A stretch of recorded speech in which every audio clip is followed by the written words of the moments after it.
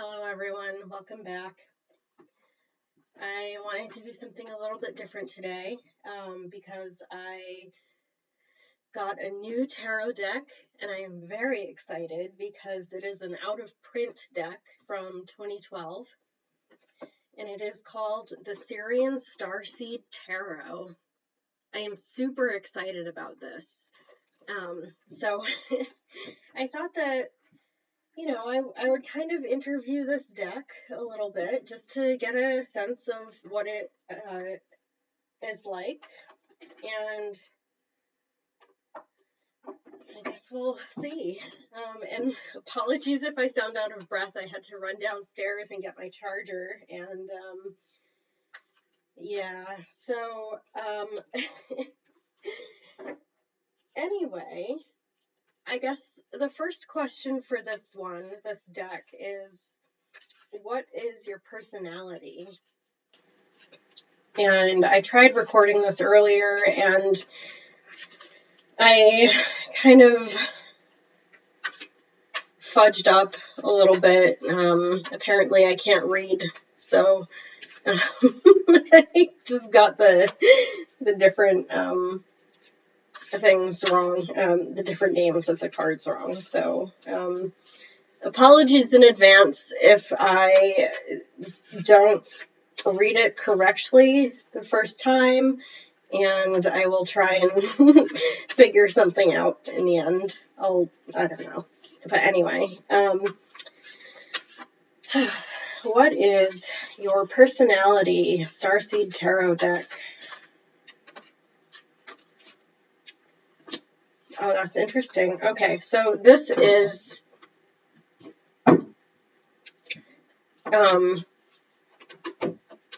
so I should preface this by saying that all of the suits of the minor arcana are renamed, and the court cards are renamed as well. So, for example, the suit of pentacles is called the suit of crystals. The suit of cups is called the suit of chalices, and swords are now orbs, and wands are now flames. And in the back of this, so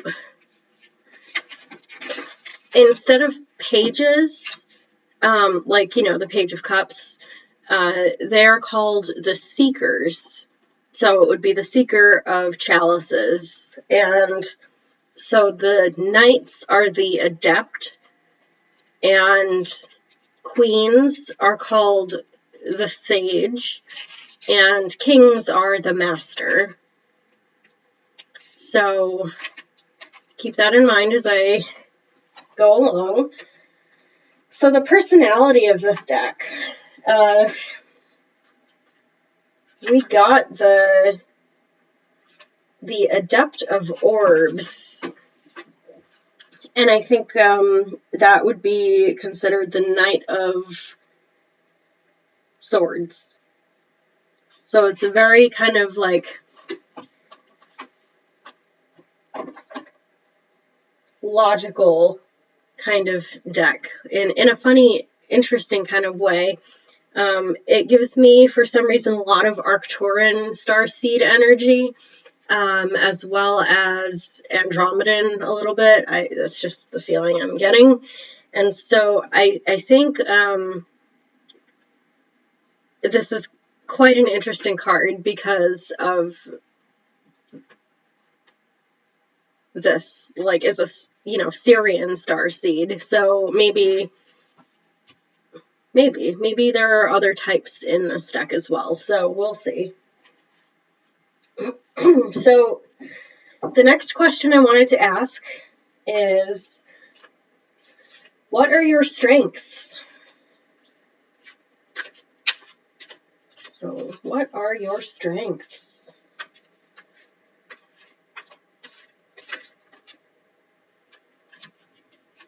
Okay.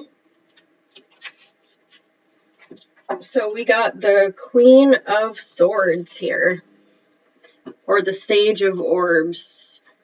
And I think that this is a really kind of interesting kind of personality for this deck and its strengths, because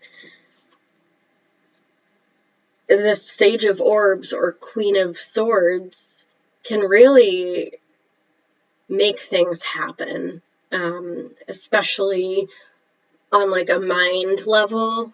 She can really, or this person, this archetype can really kind of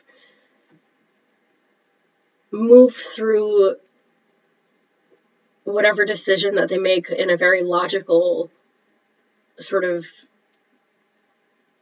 regimented way of doing things. So I think that's very interesting for this deck. So the next question is, what are your shortcomings?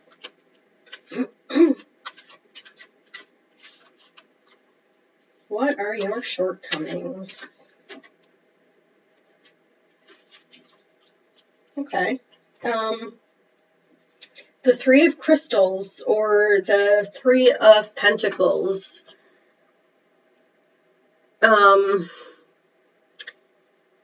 So this deck is probably going to give me a little bit of pushback. I can feel it already, because I feel like I'm grasping at straws here, but I love that it says Trinity up here. If you can see that, it says Trinity. So let me just look it up. So I suppose that I won't read the whole thing. So it says, 3 cut and polished crystals sit outside a crystal shop, the fruit of a true labor of love. The shop itself is encrusted with crystals and minerals, the manifestation of a vision or inspiration of the individual who carved the quartz crystals and set them out to invite commerce to the shop. Clearly, the little gem of a shop is designed with love and imagination. How does this image speak to the querent of manifestation in work, career, and things that bring security into one's life? One need merely explore the design and creativity employed in setting up shop to know that this is a sort of dream brought to manifestation. Okay. So I guess I'm kind of stumped about how this could be considered a shortcoming in terms of this deck, because I don't think that starseeds really do have shortcomings. I mean, if they do, please let me know. I'm willing to be corrected, I guess. But I think in terms of this, it should really be reversed as a shortcoming kind of thing. But as you well know, I only read my cards right side up, because I feel like 78 cards is a lot to memorize anyway, and I guess that the way that I read them could potentially, I'll figure out or decide whether or not they should be reversed or not. But I think maybe in this sense, the Three of Pentacles or Three of Crystals is more about like material sort of possessions, and I don't think that like that's necessarily important in terms of starseeds. So let's see. The next question is, when should I call on you for guidance?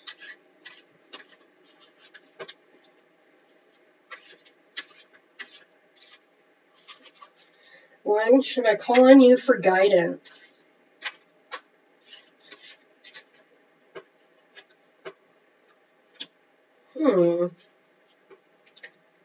We have the Lovers here.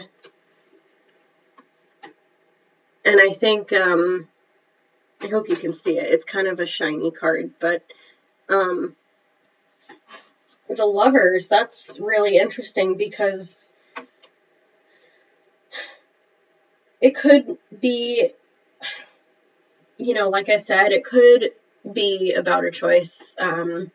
That's how I tend to interpret it, in the context of the surrounding cards and the deck and what I'm feeling in the moment, I suppose. So I think, like, with this card especially right now, it's about having to do with, like, a choice of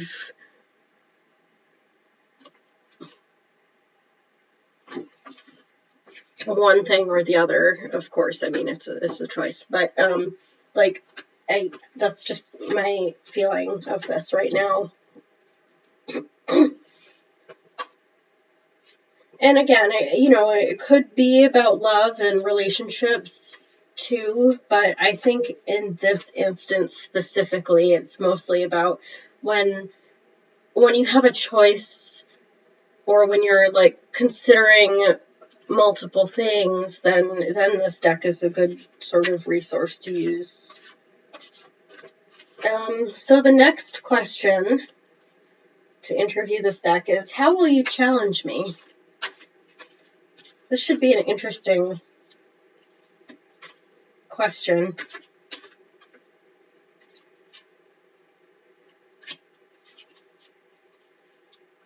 We have Strength. Again, this is a very interesting card because we've gotten this multiple times in other readings before, so I think that,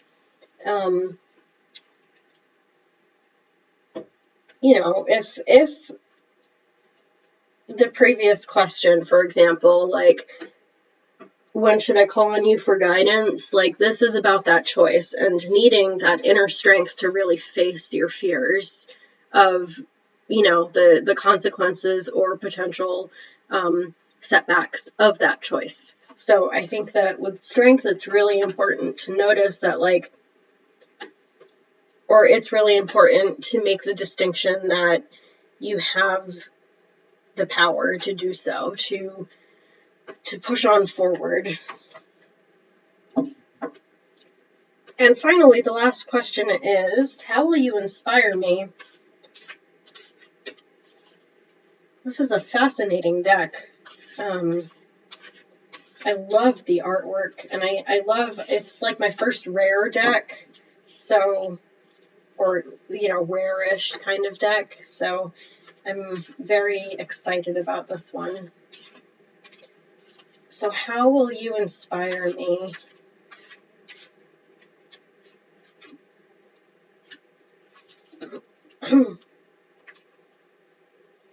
The Seven of Flames, or the Seven of Wands. Wow. So this is really interesting because it's all about passion, right? I'm going to look in the book for this because I just want to make sure that I'm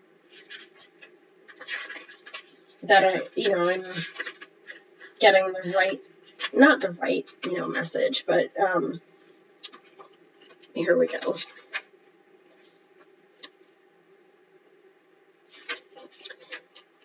As we follow the story unfolding in each of the suits, we see the progression from one number to the next, and each key's affinity with the energies of the corresponding archetype in the major arcana.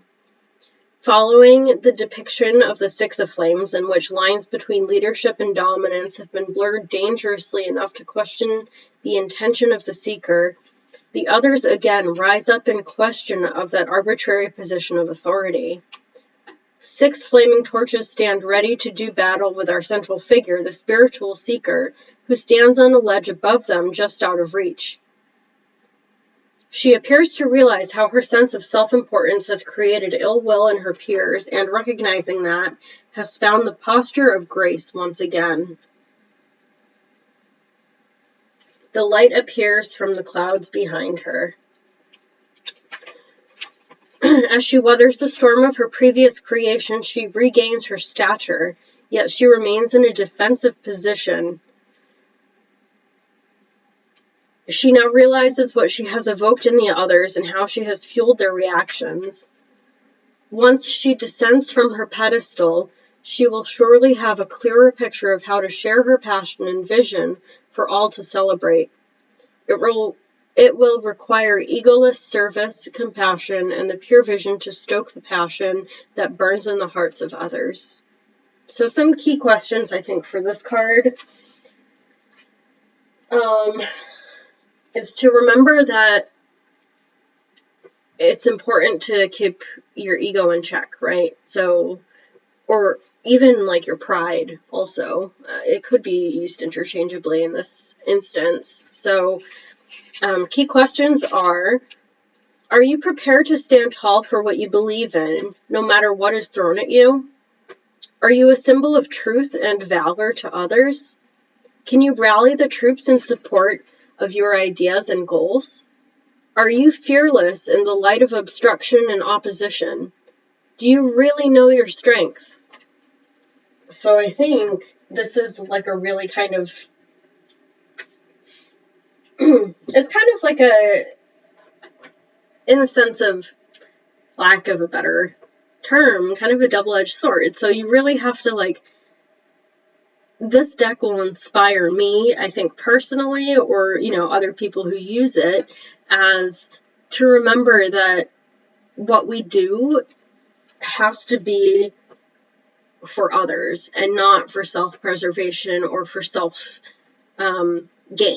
Because I think, sure enough, you can have some sort of fulfillment from giving to others, but it has to be from a truly good place in your heart. So,